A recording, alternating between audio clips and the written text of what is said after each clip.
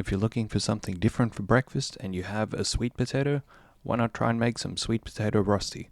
I probably pronounced that wrong. I think the proper pronunciation is more like rosti, but I'm going to call them rosti. I'll probably annoy some Swiss people. Peel your sweet potato, then you want to grate it on the largest grate setting on your grater. I put the peels aside to go into the compost later.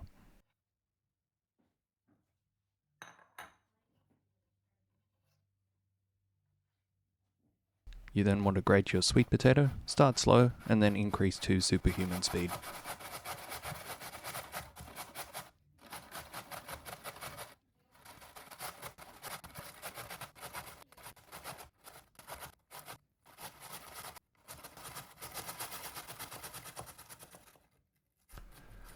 Now that the sweet potato is grated, the next step is to remove a lot of the moisture out of the sweet potato. Ordinarily, I would just take the board over to the sink and squeeze out the liquid into the sink. But to save me having to move the camera around, I just brought a bowl over and squeezed the liquid into that. It's quite surprising how much liquid a sweet potato actually contains. You could leave the liquid in the sweet potato, it'll just mean that your rosti end up slightly soggier and not as crispy on the outside.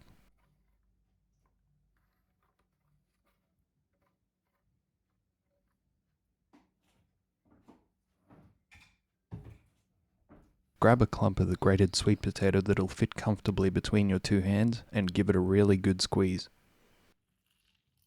Then repeat this process until you've squeezed as much liquid as you can out of the grated sweet potato. I don't know if there's anything you can do with this liquid. Normally I just get rid of it. People use bean water called aquafaba for certain things. Maybe this is good for something. It could be called aqua patata.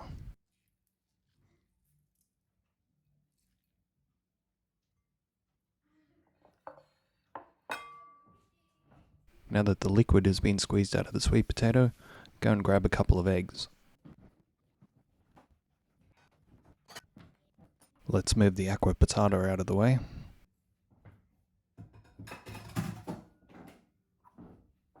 I don't like cracking eggs directly into food because sometimes you get a little piece of shell in there and it's a lot easier to pick it out of a clean cup than it is out of your dish.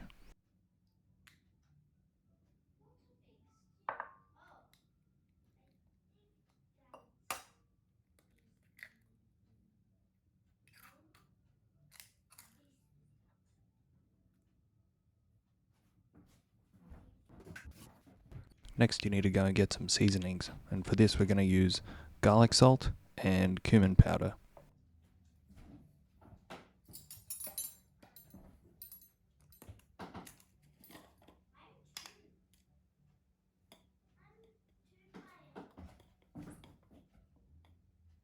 With the seasonings, adjust them to your tastes, but around half a teaspoon of cumin powder works well. And I usually don't measure the garlic salt, but I measured it this time and it's around about half a teaspoon as well.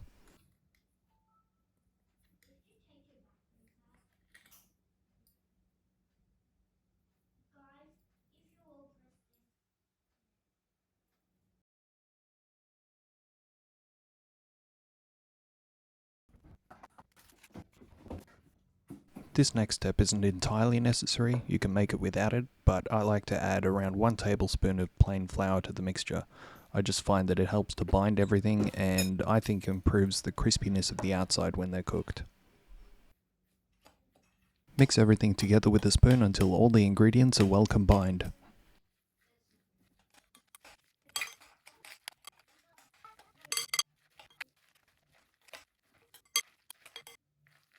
The mixture should stick together fairly well by now, so if you pick up a spoon of it, it shouldn't all just fall off the spoon, it should all stick together on the spoon.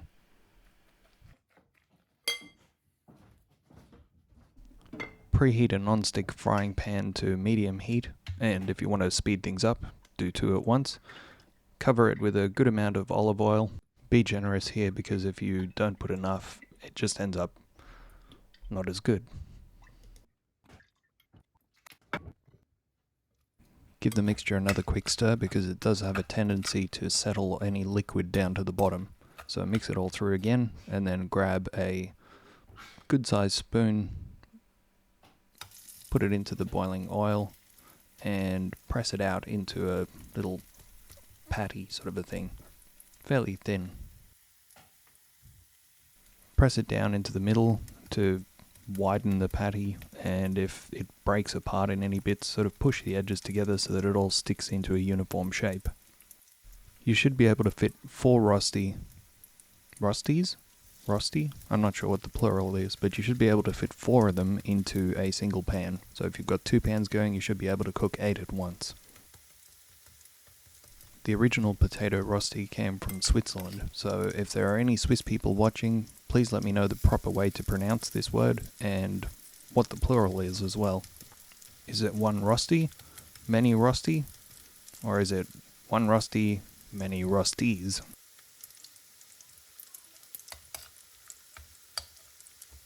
I probably could have done a bit better with the placement of the rosti in the pan. I really didn't leave myself a lot of room for this last little one, but got there in the end.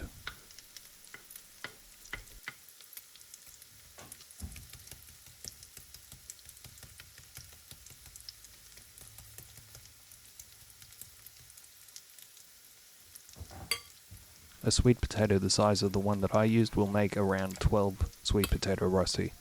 I didn't weigh that one, but at a guess it would be around 300 to 400 grams.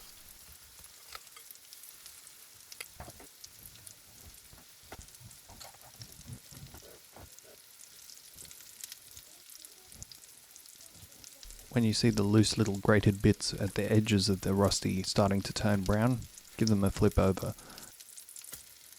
Be sure to give the rosti a squash down with the spatula as well once you flip them, because the top part is quite uneven and you want to make sure that the bottom of it is now as flat as it can be so that the top parts or the higher bits don't end up cooking faster than the rest.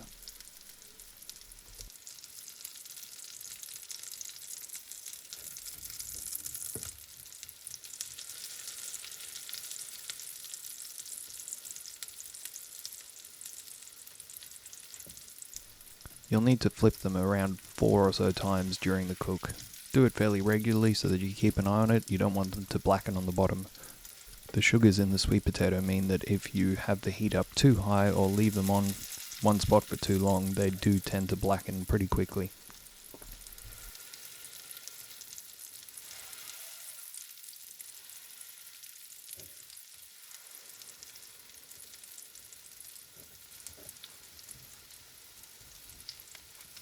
It takes a decent amount of time to fry the sweet potato rosti so that they're crispy on the outside. They're probably almost cooked at this stage, but they don't yet have a crispiness. If you were to take them off now, they'd be a bit bendy and soggy. These were cooked for around 17 minutes in total before they were taken off.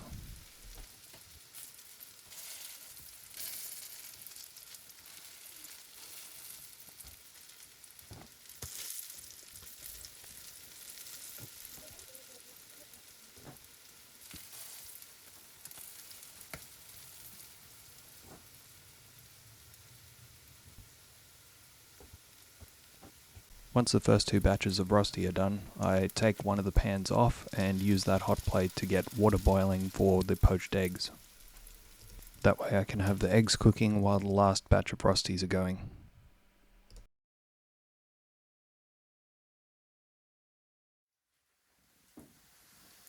Transfer your rosti onto a cooling rack. This helps to maintain the crispiness on the outside. If you put them onto a plate, they'll sweat and they'll go soggy.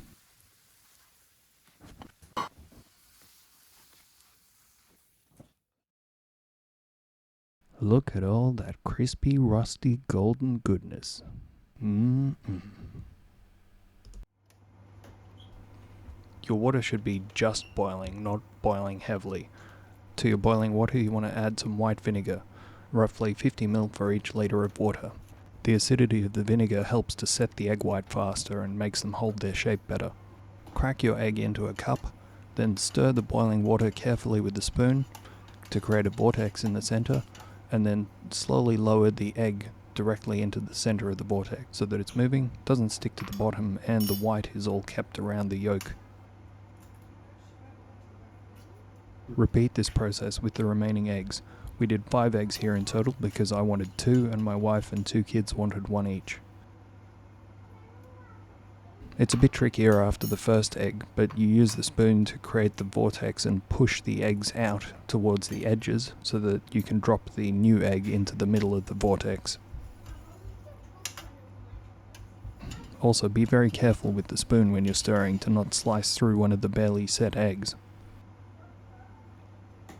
This bit took a bit longer because I accidentally sliced open one of the egg yolks while I was cracking it, so I had to go and get another egg. We saved that egg for later. You can really see how stirring it pushes the eggs out from the center, giving you space to put the new egg in.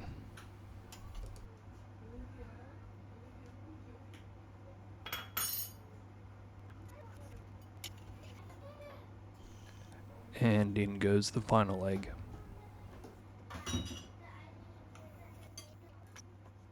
These eggs took around 5.5 minutes to cook. Obviously each egg is in for a slightly different amount of time because you're putting them in one by one, but I just try to test them by lifting them up to the surface with a lifter, and if they start to hold their shape, then they're close to ready. If they're looking very droopy and don't seem to hold their shape as you lift up, then cook them for a bit longer.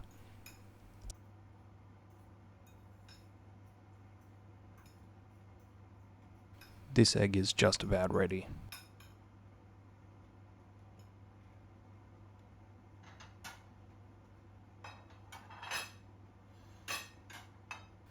This one still needs a little longer.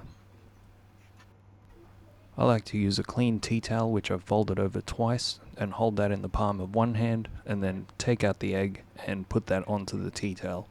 This just absorbs any of the water that is on the egg, and I try to sort of roll it around to make sure it dries off all sides, and then transfer that straight to your plate. Onto each plate we have 3 of the sweet potato rosti, some mashed avocado with garlic salt and lime juice, and onto that goes the poached egg. And onto the poached egg we've sprinkled some dukkah, which is an Egyptian nut and spice mix.